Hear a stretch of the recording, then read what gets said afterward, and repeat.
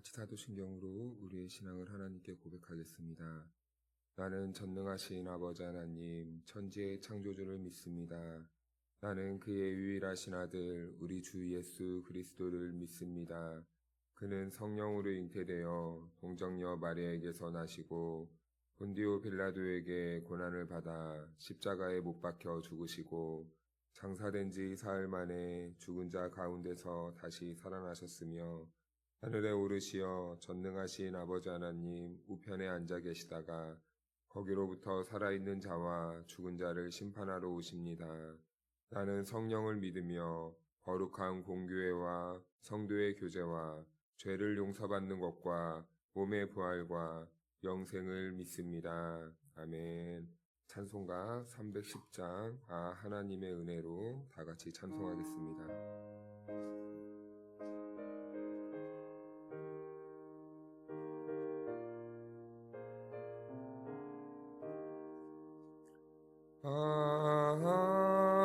하나님의 은혜로 있을 데 없는 자 왜 구속하여 주는지 난 알 수 없도다. 내가 믿고 또 의지함은 내 모든 형편하시는 주님 늘 보해 주실 것을 나는 확실히 아네. 왜 내게 굳센 믿음과 또 복음 주셔서 내 맘이 항상 편한지 난 알 수 없도다. 내가 믿고 또 의지함은 내 모든 형편 하시는 주님 늘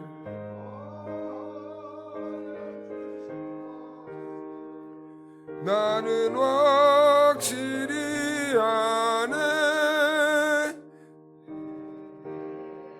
예, 성령 주셔서 내 마음 감동해 주 예수 믿게 하는지 난 알 수 없도다. 내가 믿고 또 의지함은 내 모든 하시는 주님 늘 보해 주실 것을 나는 확실히 아네. 주 언제 강림하실지 옥방제 또 주님 만날 그곳도 난 알 수 없도다. 내가 믿고 또 의지함은 내 모든 형편 하시는 주님 늘 보해 주실 것을 나는 확실히 아네. 오늘 우리에게 주신 하나님의 말씀은 출애굽기 30장 11절에서 16절입니다. 여호와께서 모세에게 말씀하여 이르시되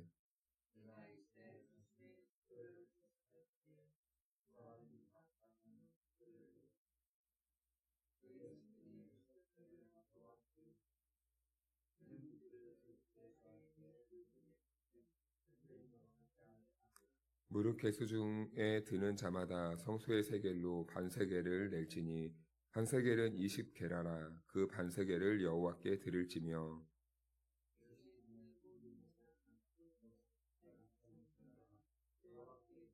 너희의 생명을 세속하기 위하여 여호와께 드릴 때에 부자라고 반세겔에서 더 내지 말고 가난한 자라고 덜 내지 말지며 너는 이스라엘 자손에게 속전을 취하여 회막 공사에 쓰라. 이것이 여호와 앞에서 이스라엘 자손의 기념이 되어서 너희의 생명을 대속하리라. 아멘. 할렐루야. 네, 하나님의 은혜와 평강이 우리 모두에게 함께하기를 주님의 이름으로 축원하고 축복합니다. 네, 오늘 말씀에서는 인구조사를 명령하십니다. 인구조사를 명령할 때는 크게 첫 번째로는 세금을 징수하기 위해서 인구를 조사합니다. 그리고 두 번째로 인구조사의 목적은 전쟁에 나갈 만한 장병을 징집하기 위해서 인구조사를 합니다. 그런데 하나님께서 모세에게 오늘 인구조사를 하라고 말씀하시는데요. 그 이유가 한 가지 있습니다. 그 이유는 속전의 세를 내게 하기 위해서 오늘 인구를 계수하라 라고 이렇게 명령하십니다. 그런데 12절 말씀을 보면요. 조금 어색한 부분이 한 가지 있는데요. 우리가 조금 이해하기 어려운 부분이 있습니다. 12절 말씀을 보니까 네가 이스라엘 자손의 수요를 조사할 때에 조사받은 각 사람은 그들을 계수할 때 자기의 생명의 속전을 여호와께 드릴지니 이는 그들을 계수할 때에 그들 중에 질병이 없게 하려 함이라. 네, 여기에 말씀을 보니까 질병을 없게 하려고 생명의 속전을 내라 이렇게 말씀하고 있다는 거죠. 그런데 우리가 이것을 자칫 오해할 때가 있습니다. 그러면 우리가 질병을 치유받기 위해서 돈을 내라는 거냐? 질병을 치유할 그 명분으로 헌금을 내라는 거냐? 라고 이렇게 이해할 때가 있다는 것이죠. 그런데 우리가 보는 개역개정이 이래서 참 어렵습니다. 이 번역이 굉장히 좀 알쏭달쏭 헷갈리게 그 의미가 많이 때로는 오늘 이 본문처럼 의미가 퇴색되게 이렇게 번역할 때가 있는데 오늘 이 말을요, 이 생명의 속전이란 이 말은 정확하게 어떤 의미냐면 자기의 죗값을 지불하는 것입니다. 질병을 치유하기 위해서가 아니라 자기의 죗값을 지불하는 것이죠. 그래서 한 사람의 죄를 속하기 위해서는요, 반드시 하나님께서 이 속전세를 내야 한다. 이것은 어느 누구나 빠짐없이 모두에게 다 해당되는 것이기 때문에 너가 한 명도 빠짐없이 인구를 조사해라 라고 이렇게 말씀하시는 겁니다. 다음에 나오는 단어가 바로 이는이라는 거예요. 그 이유는 이란 뜻이겠죠. 그 이유는 질병을 얻게 하려 함이라 이렇게 번역되어 있어요. 그런데 이 질병이란 이 단어가 히브리어로 이 네게프라는 단어인데요. 그래서 다른 성경에는 질병이라고 말하지 않고 전염병이라고도 말하기도 합니다. 그런데 이 말이 정확하게 어떤 의미를 가지고 있냐면 심판, 치다, 때리다 라는 뜻을 가지고 있어요. 그래서 이 12절의 말씀을 다시 원문의 의미로 번역해서 그 의미대로 말하면 대략 이런 말이 될 것 같습니다. 생명의 속전을 반드시 드려야 한다. 죄를 지은 사람은 죄값을 지불하는 속전을 드려야 한다. 그래야 심판을 받지 않는다. 이런 의미가 됩니다. 그래서 우리가 질병을 치유하기 위해 이 헌금을 내야 되는 것이 아니라 우리는 모두 다 죄를 지을 수밖에 없기 때문에 하나님께서 그 사람들을 다 숫자를 계수하셔서 너네들이 죄를 용서받기 위해서 이 속전세를 나에게 가져와라 라고 이렇게 말씀하시는 거예요. 그런데 이 속전세를 가지고 하나님께서 어떻게 사용하시는지 잠시 후에 이렇게 나누기로 하고, 그래서 우리 인간은요, 하나님 앞에서 죄에 대한 대가를 치르지 않으면 심판을 받을 수밖에 없는 존재라는 것을 오늘 말씀은 여기에서 말씀해주고 있는 겁니다. 이것이 하나님의 공의적인 측면에서는요, 분명하고 엄중하고 분명한 사실로 이렇게 기록하고 있는 거예요. 그렇다면요, 우리 인간의 모든 죄를 속전하기 위해 구약 시대에는 속전세를 내었지만 우리 시대에는 우리의 모든 죄를 용서해 주기 위해 오신 분이 누구십니까? 네, 여기에서 그래서 속전세를 상징하고 있는 분은 바로 우리의 죄를 용서해 주기 위해서 예수 그리스도께서 이 땅에 오셨다라는 것을 보여주고 있는 거예요.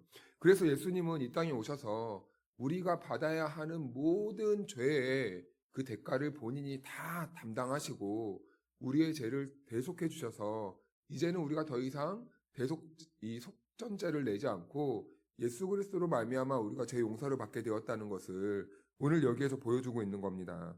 그래서 13절 말씀을 보면요. 속전의 값은 반세겔입니다. 이것은요. 큰 금액이 아니에요. 어느 누구나 낼 수 있는 금액입니다. 가난한 자든 연약한 자든 소외된 자든 부자든 어느 누구나 부담 없이 낼 수 있는 가격이 바로 이 반세겔이라는 거예요. 그래서 이 속전값은 이 반세겔은 신약 시대에도 나오는데요. 우리 마태복음 17장을 한번 찾아볼까요? 예수님께서 베드로와 대화 가운데 한 가지 사건이 나옵니다. 마태복음 17장 24절.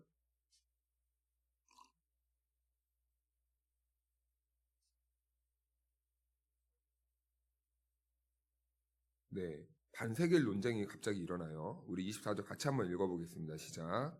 가버나움에 이르니 반세겔 받는 자들이 베드로에게 나와 이르되 너의 선생은 반세겔을 내지 아니하느냐. 27절 같이 한번 읽어볼까요? 시작. 그러나 우리가 그들이 실족하지 않게 하기 위하여 네가 바다에 가서 낚시를 던져 먼저 오르는 고기를 가져 입을 열면 돈 한 세겔을 얻을 것이니 가져다가 나와 너를 위하여 주라 하시니라. 아멘. 네, 예수님은 이 반세겔 이 세금을 내기 위해서 베드로에게 낚시를 시킵니다. 그러면 물고기를 잡을 것인데 그 입을 열면 반세겔이 아니라 한 세겔이 나온다고 해요. 이것은요, 예수님의 이 초자연적인 능력을 설명하기 위한 것이 아니죠. 모든 주권이 다 예수님께 있다는 것을 이렇게 말씀하고 있는 것입니다. 그리고 물고기 입을 여니까 한 세겔이 나와요. 이것은 예수님 본인 것만이 아니고 그리고 베드로의 것만도 아니고 두 명 몫이 나온다는 것이죠. 예수님께서는 그래서 베드로의 것도 대신 담당해 주시는데 이것은 무엇을 예표하는 겁니까?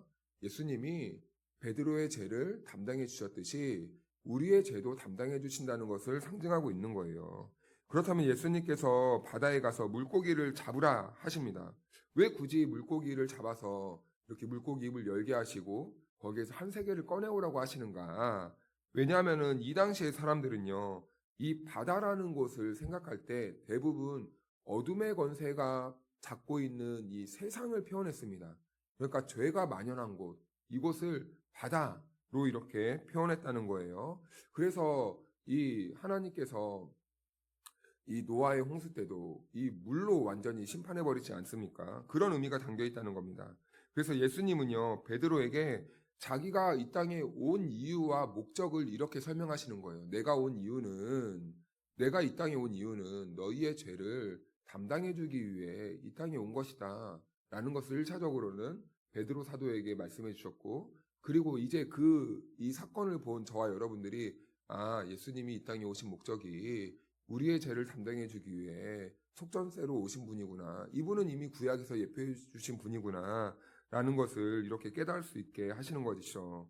그래서 구약의 반세겔의 속전은요, 예수님의 말씀 속에서 풀어지는 결과를 보니까 결국에는 이 속전값은 예수 그리스도를 가리키고 있다는 것을 우리들에게 말씀해 주고 있는 것입니다.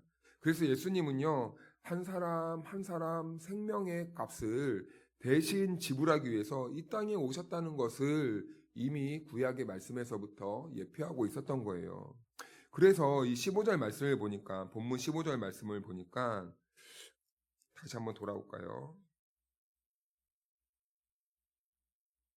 우리 15절 말씀 같이 읽겠습니다. 시작. 너희의 생명을 대속하기 위하여 여호와께 드릴 때에 부자라고 반세겔에서 더 내지 말고 가난한 자라고 덜 내지 말지며. 아멘. 네, 여기에 보니까 희한하게 이 속전값만큼은 모두 다 공평하게 내야 된다. 이렇게 말씀하고 있어요. 가난하든지 부하든지 똑같이 내라. 아니, 가난하면 조금 더 낼 수도 있고 안 낼 수도 있고, 그리고 부자면 조금 더 낼 수 있지도 않는가. 이렇게 생각할 수도 있는데요. 여기에 포괄적인 그 개념이 담겨져 있다는 거예요. 모든 생명은, 저와 여러분들 이 자리에 있는 모든 생명은 모두 다 차이가 있습니까? 차이가 없습니까? 하나님 앞에서 차별이 없다는 것을 말씀해 주고 있는 거예요. 가난하든 부하든 남자든 여자든 몸이 연약하든 연약하지 않든 특별한 어떤 핸디캡이 있든 없든 하나님 앞에서는 모두 다 그 생명의 값은 똑같다는 거예요. 그런데 이 생명의 값을 차별하는 존재가 있다면 누구입니까? 바로 마귀 사탄 세상이라는 겁니다.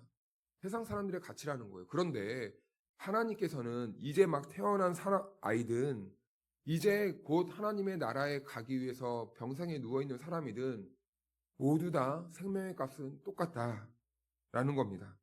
모두 다 똑같은 존귀한 자들이며 동시에 모두 다 똑같이 하나님의 구속의 은혜가 필요한 죄인이다라는 것입니다. 이 똑같은 생명의 가치를 가지고 있다는 것을 말씀해 주는 거예요. 이 개념은요, 우리 교회가, 이 시대를 살아가는 우리 교회가 회복되어야 할 가치 중에 하나인 것입니다. 그래서 이 16절에서 이 속전세를 내야 되는 그 용도가 이제 구체적으로 나오기 시작하는데, 이 속전세를 내야 되는 이유는요, 회막을 섬기기 위해서입니다. 회막 안에서는 많은 일들이 이루어집니다. 성전을 이렇게 건축을 한다든지 수리를 한다든지 아니면 제사에 필요한 용품도 필요하고 여러 가지 이런 일들이 필요한데 특히 여기에서는 회막 봉사, 회막을 섬기는 일에 사용해야 된다고 말씀하고 있어요. 그래서 이 회막은 나중에는 이 회막이 발전이 되고 정착이 돼서 성전이 되고 그리고 이 성전은 나중에 신약시대를 거쳐서 무엇이 성전이 됩니까? 예수님이 성전이 되고 그리고 예수 그리스도가 내주하는 우리가 성전이 되는 이 변천사를 겪게 돼요. 그런데 이 속전세는요. 특별히 회막을 섬기는 일, 다른 말로 예배를 돕는 봉사, 그리고 그리스도의 복음을 전파하는 일에 사용해야 된다라는 것을 이렇게 말씀해주고 있어요. 왜요? 이것은 우리의 생명값이기 때문입니다. 생명값이기 때문에 이것은 생명을 흘려보내는 일에 계속 사용되는 거예요. 그러니까 교회에 올 때 여기에서는 우리의 생명을 위한 그 일의 봉사의 일에 쓰여지고 그리고 이것은 또 다른 생명을 살리기 위한 이 흘려보내는 일에 사용되어야 된다는 겁니다. 그래서 이 속전을 모아서 어떻게 사용되는지 보면요. 오늘 읽지 않았는데 27절 말씀을 보면 이렇게 기록되어 있습니다. 은 100달란트로 성소의 받침과 휘장문의 기둥 받침을 모두 100개를 부어 만들었으니 각 받침마다 한 달란트씩 모두 100달란트요. 28절이요. 1775세겔로 기둥꼬리를 만들고 기둥머리를 싸고 기둥 가름대를 만들었으며 네, 모여진 속전세의 쓰임을 보니 다 이 성막을 이 회막을 건축하는 일에 사용되고 있다는 것을 이렇게 보여주고 있어요. 결국엔 예수 그리스도의 몸을 상징하는 성막을 돕는 데 전체를 사용하고 있다는 것입니다. 그래서요, 오늘 이 말씀을 우리가 이제 영적인 개념에서 한번 해석하면 이런 의미로 종합해서 결론을 내릴 수 있을 것 같습니다. 예수님은요, 자신이 속전이 되셔서 우리의 죄를 대속하시고 우리를 그리스도인 이 몸, 이 교회, 그리스도의 몸으로 초청해 주셨다는 겁니다. 바로 그래서 우리가 교회가 될 수 있었다는 거예요. 그래서 교회는 결국 존귀한 자나 천한 자나 그 어떤 구분도 없이 교회 안에서는 차별이 일어나면 안 된다라는 것입니다. 교회는 예수님의 은혜와 복음이 누구에게나 똑같이 흘러갈 수 있는 그런 곳이어야만 한다는 거예요. 그래서 교회는요, 우리가 착각하면 안 됩니다. 얼마나 많은 사람들이 모였느냐, 얼마나 많은 재정이 모이는가, 그런 곳을 따지는 곳이 아닙니다. 우리 교회 이 정도야, 우리 교회 이런 일을 할 수 있어, 이런 식의 시선은 절대 일어나면 안 된다는 거죠. 우리는요, 우리가 얼마나 많이 모았는지가 중요한 게 아니라 우리가 얼마나 많은 것을 흘려보내고 있는지가 더 중요한 겁니다. 우리가 작은 인원이 모여도 우리에게 주신 것에 감사하여서 하나님께 우리가 드린 이 예물을 가지고 얼마나 많은 사람들에게 이 하나님의 복음을 흘려보내는데 사용하고 있는지 이것이 더 중요하다는 거죠. 그리고 거기에 하나님의 통치와 그리스도의 교회가 어떻게 숨으시고 있고 어떻게 살아내고 있고 어떻게 순종하며 살아내고 있는지가 더 중요하다라는 것이죠. 그러므로 사랑하는 여러분, 오늘 저와 여러분들은요, 속전값으로 이 땅에 오신 예수 그리스도로 말미암아 영벌에 처해질 수밖에 없는 그런 상태에서 이제는 생명의 길, 영생을 얻는 그 길로 우리가 구원함을 받았습니다. 자, 그렇다면 이제 우리의 삶은 어떻게 해야 될까요? 이제 우리의 삶은 어떤 방향으로 나아가야 될까요? 우리를 살리신 그 예수 그리스도의 그 십자가를 바라보면서 비록 우리는 연약하고 힘도 없고 보잘것없고 그리고 세상 사람들이 볼 때는 가치 없는 무쓸모한 그런 사람처럼 여겨질지라도 이제 우리는 그 생명의 값을 받은 자로서 이제 이 생명이 필요한 자들에게 내 모든 것을 다 희생하고 섬기고 또 다 내어놓을 수 있는 그런 삶으로 나아가기를 원하신다는 겁니다. 오늘 하나님께서 먼저 우리들에게 그런 모범을 보여주셨으니 이제는 예수 그리스도를 따라가는 저와 여러분들이 그 주님이 가신 그 길을 묵묵히 때론 아프지만 힘들지만 순종해야 되지 않겠습니까?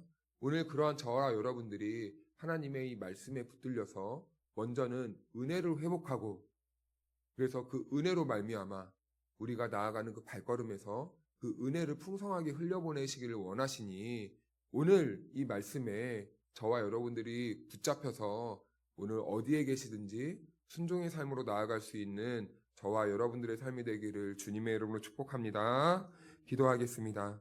하나님 아버지, 오늘도 아무 값없이 은혜로 살게 하시니 너무 감사합니다.